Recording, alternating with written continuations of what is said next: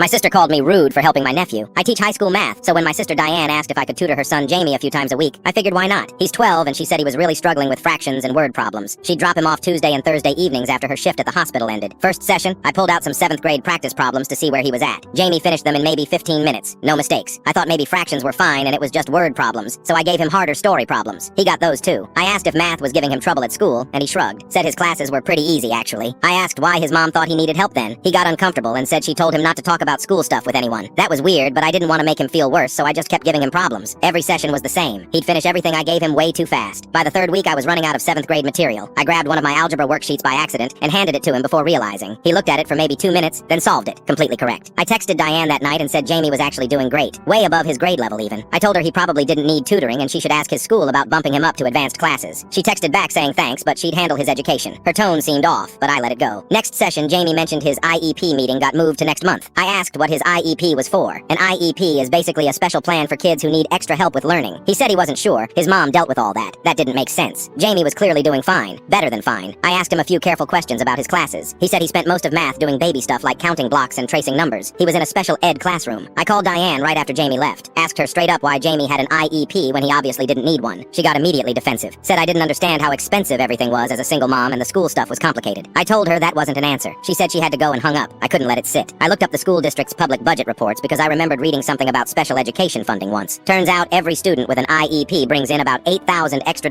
per year from the state. The schools get that money to pay for special resources and aids. I called Diane again the next day, told her what I found and asked if she was getting some kind of payment for Jamie being in special ed. She exploded. Started screaming that I was calling her a liar and a thief, that I was being incredibly rude after she trusted me with her son, that I clearly thought I was better than her. I said if she was faking a disability to collect money, that was fraud. She told me to stay out of her life and hung up again. My mom called me 2 days later. Diane had told her I refused to keep tutoring Jamie and accused her of being a terrible parent for no reason. Mom said I needed to apologize and stop causing drama. I explained everything. The math skills, the IEP, the funding, all of it. Mom got really quiet. Then she asked if I was absolutely sure. I said yeah, I'd been teaching for 6 years and Jamie was one of the smartest kids I'd worked with. Mom said she'd take care of it. I figured she meant she'd talk to Diane privately. Instead, Mom called the school district office and filed a formal concern about Jamie's placement. She told them she was his grandmother and she'd observed he was performing way above the level of his current classes. The district has to investigate any family complaint like that by law. They pulled Jamie's records. His test scores were all high. His previous teachers had noted multiple times that he seemed bored and should be reevaluated, but Diane kept insisting he needed to stay in special ed, and the school had just gone along with it because parents usually know best. The school moved Jamie to regular classes immediately. Then they looked at the funding. Turned out Diane had been getting a monthly parent support stipend meant for families dealing with severe disabilities. She'd been collecting it for almost 3 years. Over $18,000 total. The district reported it to the county. Diane got charged with benefits fraud and had to pay everything back. She took a plea deal, got a misdemeanor, 6 months probation, and 100 hours of community service.